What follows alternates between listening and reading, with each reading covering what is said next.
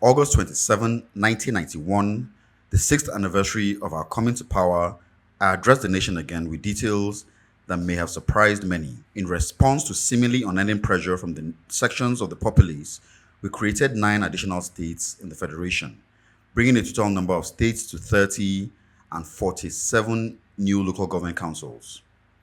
On September 23rd, 1991, we also created 89 new local governments, bringing the total number of local governments to 589. But while the creation of these states and local governments won us the applause of most Nigerians, it inadvertently led to a problem we weren't prepared for. With the creation of new states and local governments, the Electoral Commission had to readjust its program, which meant new dates for such previously scheduled events as party primaries and even impending elections. When the transition timetable was adjusted to accommodate the realities of the newly created states, we were accused of a hidden agenda to perpetrate ourselves in office. Although we denied the allegations of having a hidden agenda, doubts persisted. For instance, following the creation of states, the governorship primaries, which had been scheduled earlier for August 24, were moved to October 19. And even though the primaries were eventually held in 6,927 wards across the country, the doubt that we would hand over power to an elected civilian government persisted. Unfortunately, our position as the government was not helped by the anti-democratic antics and intra-party conflicts of politicians. As I explain later in this chapter, the rescheduled governorship primaries held on November 25, 1991 were so severely marred by allegations of rigging and other electoral malpractices that the chairman of the NEC, Professor Humphrey Nwosu, was compelled to announce the cancellation of results in 9 states and the disqualification of 12 aspirants from recontesting the rescheduled primaries. The rescheduled primaries were successfully held in 5 states on December 3, 1991, but only after we had arrested and detained some 13 political godfathers within the 2 parties, among them Major General Shehu Musa Yar'Adua, Alhajis Abubakar Rimi, Maitama Yusuf, Lateef Jakonde, Lamidi Adedibu, Chiefs Bola Ige, Jim Nwobodo, CC Ono, Athon Zeribe, Olushola Saraki, and Solomon La. The rest of December 1991 turned out to be very busy indeed. After the national census was successfully conducted from November 27 to 29, the seat of government was formally moved to Abuja. Then on December 12, the governorship and state assembly elections were held nationwide. Surprisingly, the elections were peaceful and hitch-free, with the NRC winning the governorship election in 16 states while the SDP took 14 states.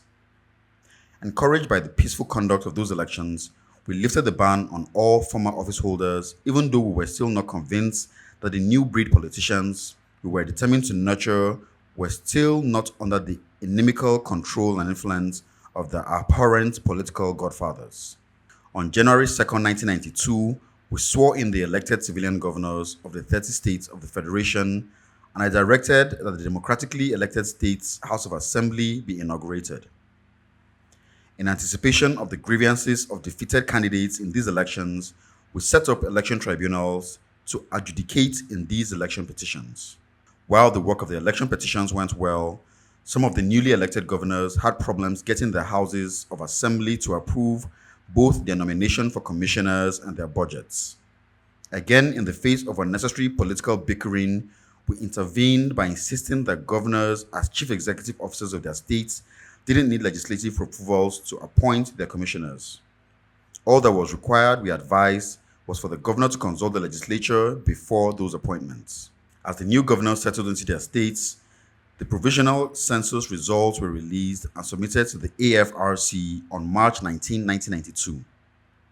Although the population figures of 85,514,501 as published by the Alhaji Shehu Musa-led National Population Commission were disputed by some, it's fair to say that most Nigerians accepted them as credible. Based on these new census figures, the Electoral Commission organized fresh voters registration exercises for the rest of the transition program.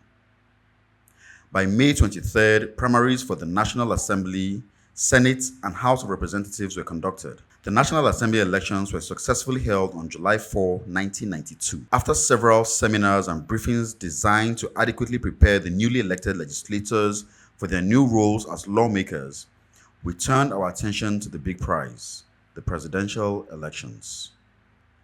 The first step in the presidential race was the selection of presidential candidates. Accordingly, both parties conducted presidential primary elections on Saturday, August 1st, 1992.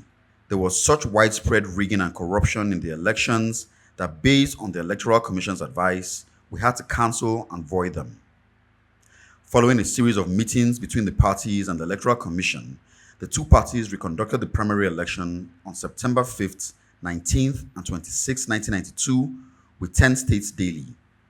This time, the elections were won by Alhaji Adamu Chiroma of the NRC and Major General Shehu Yaradua for the SDP. However, even these second primary election results were marred again by more allegations of rigging and bribery. After days of investigations by the Electoral Commission and with the losers unwilling to accept defeat, we cancelled the results of the primaries on October 16, 1992. But this time, we did more. We decided that Yaradua, Chiroma, and all 23 presidential aspirants who had taken part in the August and September presidential primaries be banned from further participating in the transition program. We quickly rescheduled fresh primaries for late March 1993. With the 23 presidential aspirants now banned, we had to re-strategize. We knew, for instance, that the earlier scheduled handover date of January 2nd, 1993 needed to be revised in light of the evolving realities. So I announced a new handover date of August 27, 1993. In preparation for the enormous challenges ahead, we embarked on a gradual civilization of the military administration. On January 5th, 1993, I dissolved the AFRC and replaced it with the 14-person governing council named the National Defense and Security Council, NDSE. In addition, we replaced the Council of Ministers with a transitional council headed by a well-known technocrat, Chief Ernest Shonekong, with the ministers now designated as secretaries. Under the laws establishing the Transitional Council, Decree 54 of 1992, the AFRC devolved its powers to the Transitional Council to see the day-to-day running of government and also exercise a supervisory role over the transition program. In other words, the NDSC and the Transitional Council were designated to see the transitional program through its final phase to civilian rule. Based on the lessons we learned from the failed presidential primaries, we devised a new method of electing presidential candidates, option A4. The rationale for adopting option A4 was that since it provided a four-stage election process through the wards, local governments, and state congresses to the national level, it would give each unit a sense of belonging, promoting and ensuring national unity.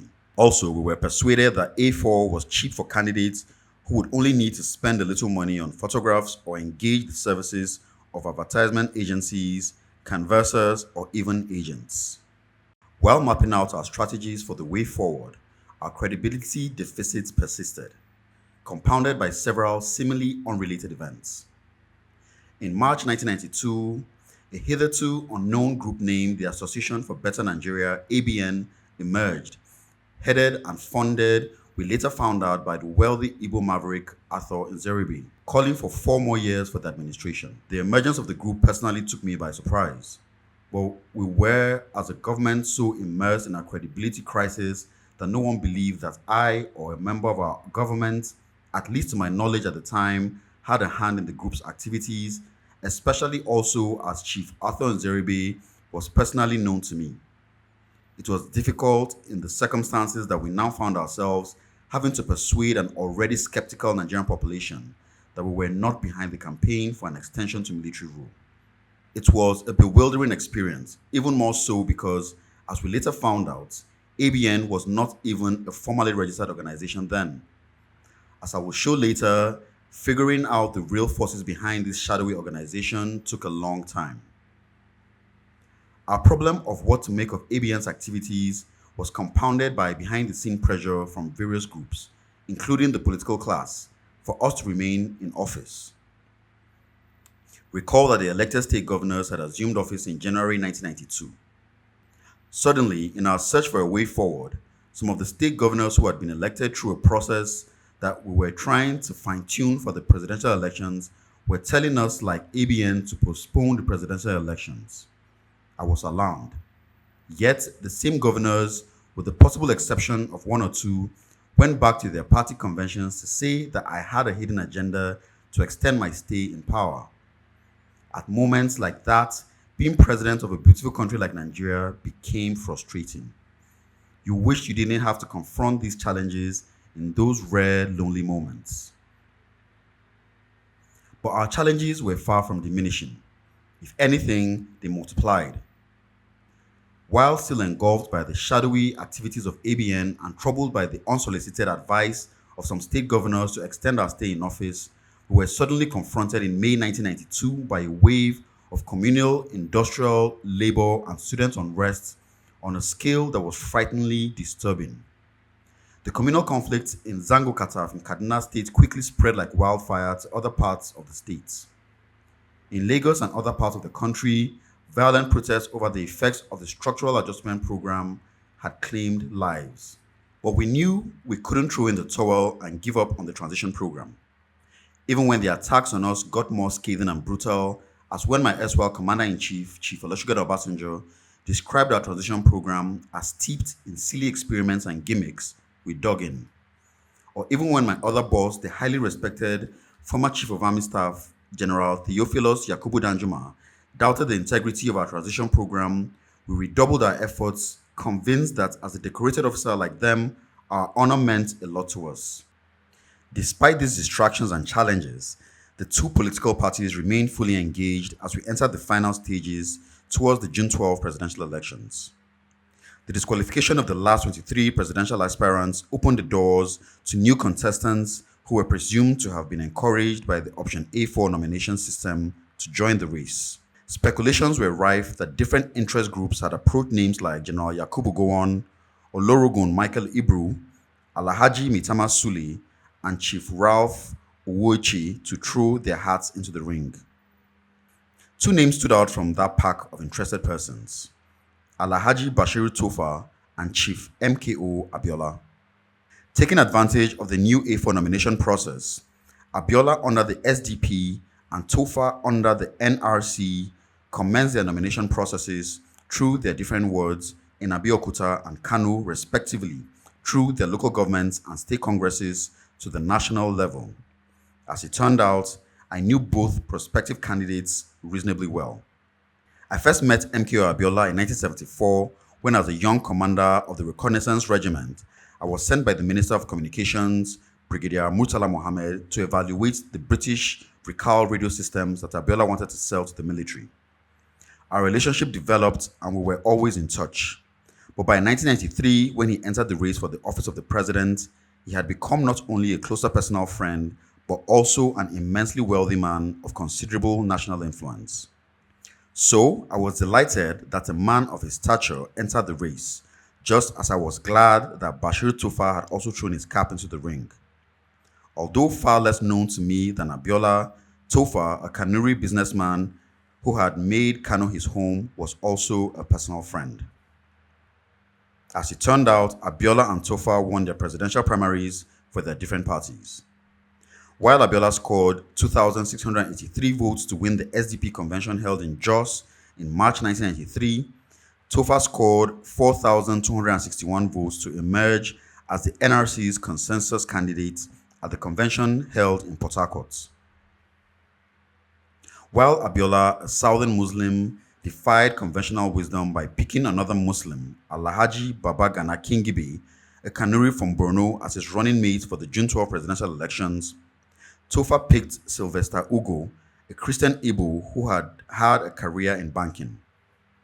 After the chairman of the NEC, Professor Nwosu, submitted his report to the outcome of the national conventions of both parties to me in April, I authorized the issuance of clearance certificates to Abiola and Tofa to contest for the presidential elections. With the conventions behind them, the two candidates embarked on extensive national campaigns, selling themselves to the electorate. To everyone's surprise, The campaign rallies went smoothly, without incidents of violence or foul play. The daily reports from the different government agencies, NEC, Center for Democratic Studies, CDS, and security organizations were reassuring enough to confirm the level of preparedness at play. By early May 1993, we all seemed ready for the June 12 presidential elections. By early May 1993, we all seemed ready for the June 12 presidential elections. Concerned about the proper validation of the elections, I directed the Center for Democratic Studies to assemble representatives of coordinated groups of professionals such as labor unions, civil society groups, women's groups, and human rights groups to monitor the elections. That directive led to what came to be known as the Nigerian Election Monitoring Group, NEMG, an innovation that has, to my surprise and delight, persisted to this day. I eventually authorized the monitoring group to be extended to include foreign observers.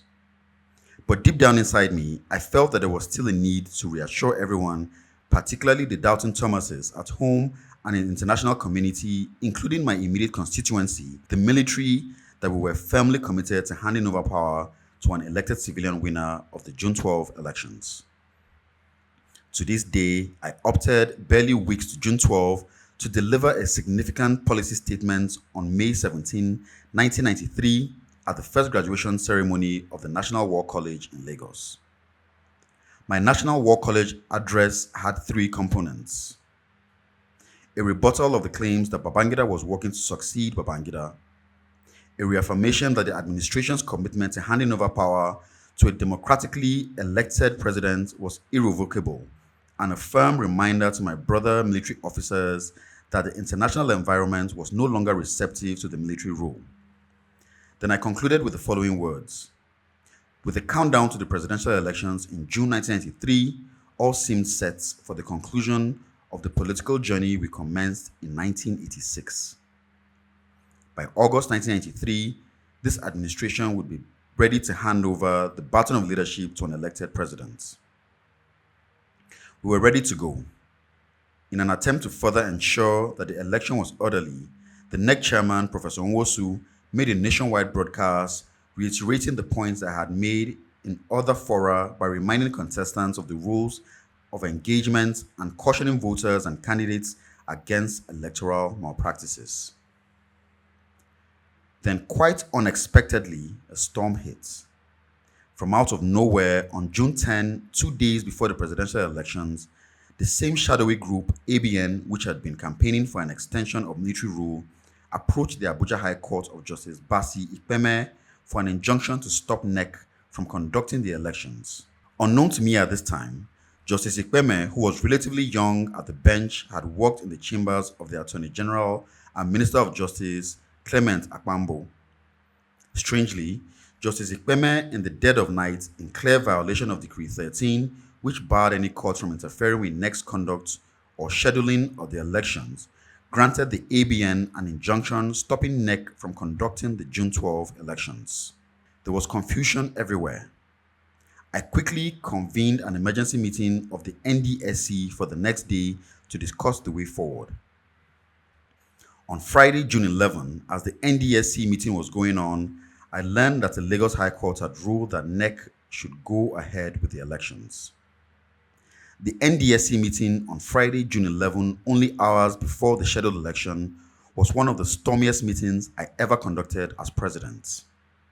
Strangely, the Attorney General and Justice Minister Akpambo, who was the nation's chief law officer and who ought to know that the Justice Ikpeme Court order violated an extant law as was tactically supported, it turned out by some of my topmost military officers, advised that the elections be postponed in compliance with the Abuja court order.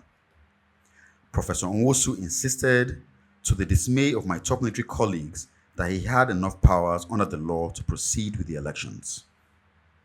The arguments went on for hours in a tense atmosphere, peopled by some who wanted the elections postponed, among them the Chief of Defense Staff, General Sani Abacha, Lieutenant General Joshua Dogonyaro, and a few service chiefs. But I had my views bottled inside me. Even before Professor Nwosu presented his compelling arguments, I decided that the elections should proceed, backed firmly by the Chief of Army Staff, Lieutenant General Salihu Ibrahim. As the arguments raged on, word reached me from the Director General of the Ministry of Foreign Affairs, Ambassador Olu Adeniji, that foreign embassies, notably the American embassy, were fidgety that we could cancel the elections.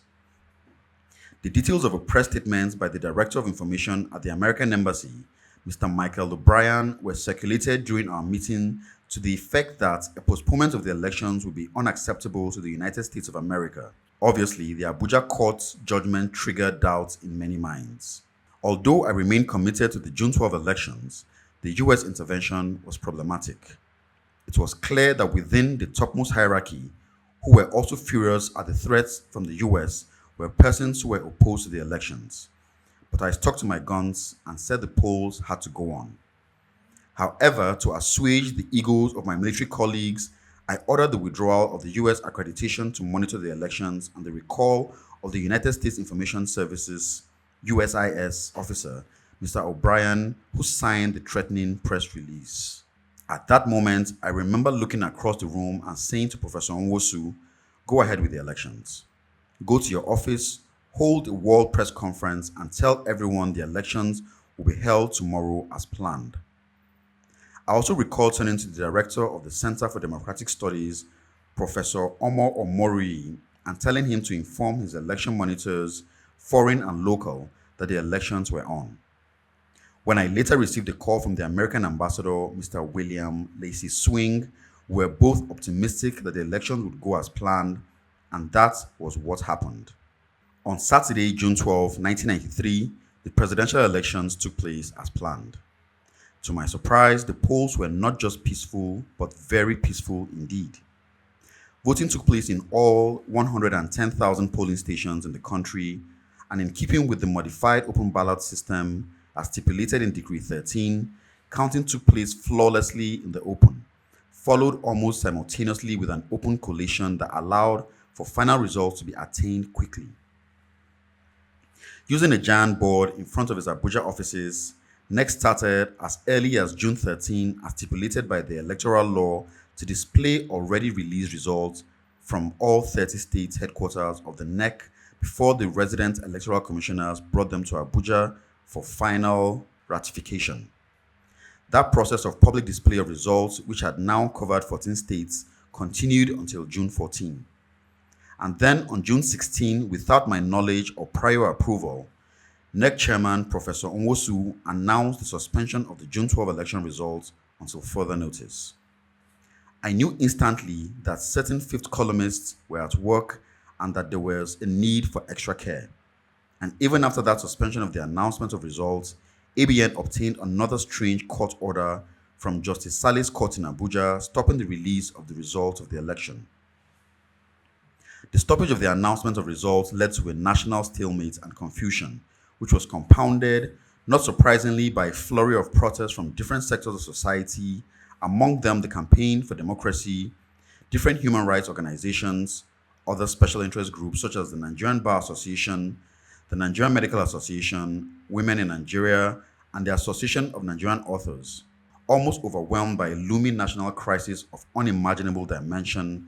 I withdrew to my home in Minna to reflect and hold a series of meetings with various people within and outside the military on the situation, oblivious that something even more severe and sinister was about to happen. On the morning of June 23, I left Abuja for Katsina to commiserate with the Yaradua family over the death of their patriarch, Alhaji Musa Yaradua. The funeral had taken place, and as I got ready to leave, a report filtered to me that the June 12 elections had been annulled. Even more bizarre was the extent of the annulment, because it terminated all court proceedings regarding the June 12 elections, repealed all the decrees governing the transition, and even suspended NEC. Equally weird was the shabby way the statement was couched and made. Admiral Aikomu's press secretary, Nduka Irabo, had read out a terse, poorly worded statement from a scrap of paper, which bore neither the presidential seal nor the official letterhead of the government, annulling the June 12 presidential elections. I was alarmed and horrified. Yes, during the stalemate that followed the termination of the results announcements, the possibility of annulment that could lead to a fresh elections was loosely broached in passing. But annulment was only a component of a series of other options. But to suddenly have an announcement made without my authority was, to put it mildly, alarming. I remember saying, these nefarious inside forces opposed to the elections have outflanked me. I would later find out that the forces led by General Sani Abacha annulled the elections. There and then, I knew I was caught between the devil and the deep blue sea. From then on, the June 12 elections took on a painful twist for which, as I will show later, I regrettably take responsibility. Following the annulment, the country was engulfed in one of its worst political crises ever. Like many of us in government, the political class was stunned. For the first time, civil and human rights organizations confronted the government with an unprecedented civil disobedience campaign. The sit-at-home campaign, organized by the Campaign for Democracy, led to the shutdown of shops and marketplaces and completely paralyzed Lagos and much of the Southwest. The Nigerian Labour Congress was joined by the National Association of Nigerian Students in the protests. Within the military leadership, there was a palpable outrage. The best of us, like Lieutenant General Salihu Ibrahim and Major General Ishola Williams, were alarmed, and Colonel Abubakar Dangiwa Umar threatened to resign. Even Admiral Aikomu, whose press secretary Irabo had announced the annulment, was horrified. The public vilified me. Instigated, among other things, by elements within the armed forces, the Nigerian press called me all kinds of names and described me as a power-drunk dictator who desperately wanted to cling to power. Tensions in the country were compounded by baseless conspiracy theories meant to justify the annulment. One such theory was that Abiola had penciled down a list of top military officers to be dismissed upon assuming office as president. Another conspiracy theory was that the government had let the June 12 elections go ahead in the knowledge, based on security reports, that Tofa would win. However, once Abiola won, the government sought a way to frustrate his mandate. These were spurious theories circulated by those opposed to an Abiola presidency. Some persons indeed expressed their reservations about an Abiola presidency before the elections. There were times when, deep down inside me, even I feared that Abiola might not be an effective president. However, having allowed the process to go ahead in which Abiola appeared to have emerged victorious in an election deemed the freest and fairest in our country's history, I was committed to ensuring that the results should stand. To do otherwise would amount to a subversion of the will of the Nigerian people. But I also knew we were dealing with a delicate situation that could lead to a national disintegration. The military was factionalized into rival groups between those opposed to the transition to civilian rule, particularly an Abiola presidency, and those who thought the military should keep its word and hand over to a democratically elected government. The military was awash with rumors of plots by those who wanted to depose me, to have Abiola installed, and those who wanted to take me out violently to ensure that the annulment stayed. There were rumors of a third group made up of sworn and implacable enemies of Abiola, a hardline faction who threatened that Abiola could only be president over their dead bodies. And if it meant taking me out violently to effect their threats, they were willing to do so. It was painful for me to discover later that apart from Abacha, some of my closest colleagues, particularly a lieutenant general, were knee-deep in a plot to eliminate me. The only reason those disparate forces did not strike against me was that it was feared, and rightly so, that since I still enjoyed the support of a sizable portion of the armed forces, any attack on the government or my person would lead to a bloodbath. The polarization within the military was so fraught with danger that the best I could do in the circumstance was to project a united front as government in the face of the steep opposition I faced as a president. Although the annulment took all by surprise, as Commander-in-Chief, I took responsibility for it. In my speech on June 26, tepid and disingenuous as it may seem, I attempted to justify the annulment in the face of supposed nationwide, widespread electoral malpractices during the elections. What mattered at the time to me as President and Commander-in-Chief was the unity of the Army and my conviction that if the Army was united, it could safeguard the country from disintegration. After several brainstorming sessions with various groups, I contacted MKO Abiola to find a way forward. At one of my several meetings with Abiola, arranged this time by some traditional leaders, I offered Abiola an interim position pending when we could resolve the situation. Not surprisingly, Abiola turned down my offer. How could anyone blame him?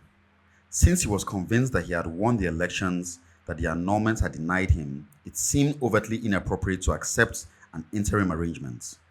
For him, it was a matter of once bitten, twice shy. At another meeting, this time a more private meeting of both families, articulated that our lives were in danger of being snuffed out by lurking forces that wished both of us ill. Unfortunately, Abiola turned his back on any form of reapproachment with me and embraced the gimmicks of deceitful friends who hid their real intentions from him. I read somewhere, I believe in one of Abiola's newspapers, that Abiola thought the moment of these friends overthrew me, the elections would be annulled and that he would be installed as president by his coup-plotting friends. As it turned out, Abiola was advised by these same friends to leave the country to avoid death threats from fictitious military elements. Abiola's departure paved the way for his friends to consolidate their conspiratorial positions, eventually leading to another military takeover. Without question, one of my biggest headaches at this time was Sani Abacha. I knew that Abacha was ambivalent about a return to civil rule, but I thought in retrospect now, naively, that he would support our transition to civil rule program. As I said earlier, Abacha and I had come a long way. We were good friends, and he had indeed been nice to me. As I have said elsewhere, he saved my life once and also risked his life to ensure that I took over in 1985. I could never forget those details. But it's also correct that he was a complex character. He was capable of bottling up a lot inside without giving a hint of where he was. And then suddenly, the bottle bursts and we're beginning to see a different person. I obviously didn't know everything about him. For instance, I was alarmed to discover that he and a handful of others mobilized negative opinions against me within the military, portraying me as the problem. That campaign was geared towards a violent military coup to remove me as president forcefully. But even more bizarre for me was my discovery of the loathing that Abacha had for the person of Abiola, whom I thought had a good relationship with him. Acutely aware that a general could not lead an army in disarray, I went back to the drawing board to devise a new plan, no matter how irresolute it may be. The National Defense and Security Council, NDSC, repeatedly met to map a way out of the dilemma we had found ourselves in. Having failed to sell the idea of a fresh presidential elections to the two political parties, SDP and NRC, and faced with the fact that the annulment could not be rescinded because of the scary opposition to it within sections of the topmost hierarchy of the military leadership, the idea of an interim national government gained some traction within and outside the government. Faced with a frighteningly daunting alternative, we were forced on July 31st, 1993, to inaugurate a tripartite committee headed by Vice President Augustus Aikomu, comprising representatives from the federal government and the two political parties. While the NRC was represented by Adamu Chiroma, Eyo Ita, John Nwobodo, Tom Ikimi, and Bashir Dalhatu, the SDP team was made up of Major General Yaradua, Dele Cole, Joseph Toba, Ulushola Saraki, Jim Nwobodo, Abubakar Rimi, and Dakpo Sarumi. Admiral Aikomu headed the federal government team, which included Lieutenant General Joshua Dogonyaro, Lieutenant General Aliyu Mohammed Gusau, Brigadier David Mark, Brigadier Anthony Ukbo, Brigadier John Shagaya, Ernest Shonekong, Clement Akpambo, and Abdurrahman Okene. On August 2nd, Lieutenant General Ibrahim briefed some senior officers at the command mess in Lagos to fully prepare for the military. After several protracted deliberations covering a wide range of topics, the NDSC, in close collaboration with representatives of the two political parties, in March 1994, settled for an interim national government. Without question, the idea of an ING was a contraption, something of a compromise between the fierce Abacha-led opposition to the June 12 election results and the position that the election results be allowed to stay, one that will succeed our government after the August 27, 1993 exit date. To legally actualize that decision, the government directed Professor Ben Nwabuezi and Clement Akpambo to draft an enabling law, Decree 61 of 1993, the legal framework for the ING. Although the political parties had suggested a few other names for headship of the ING, we as a government were okay with letting the Transitional Council Chairman, Chief Enos Shonekon, head the ING. Desirous of not being a stumbling block of any type and as a personal sacrifice, on August 17, 1993, I announced my desire to step aside and go into retirement during my address to a joint sitting of the National Assembly. The outgoing government also felt that it would be proper for the service chiefs to retire, namely Lieutenant General Ibrahim, Air Vice Marshal Akin Dada, Vice Admiral Dan Preston Omachola, and Aliu Atta. One didn't need to be a soothsayer or an astute political scientist to see that Chief Shonekon would have a tough time on the job. Although a former chief executive of UAC, I feared he might lack the political astuteness to handle the impending national challenges. The situation was further complicated because, like Abiola, Shonekon was an Egba Yoruba, which meant the new interim government would be unpopular in Abiola's strongest hold, southwestern Nigeria. Partly for the reasons stated above, we decided to provide adequate support to the new government by retaining critical top military officers from the outgoing Transitional Council I had headed, essentially as enforcers for the new interim government. Accordingly, Lieutenant Generals Joshua Dogonyaru as Chief of Defense Staff, Aliyu Mohammed Gusau as Chief of Army Staff, and Brigadier John Shagaya as GOC 1st Division were retained. Problematic as it seemed, General Abacha also retained his position as the chairman of the Joint Force of Staff and presumably as enforcer-in-chief for the new government. But as we all know, that was a grave mistake.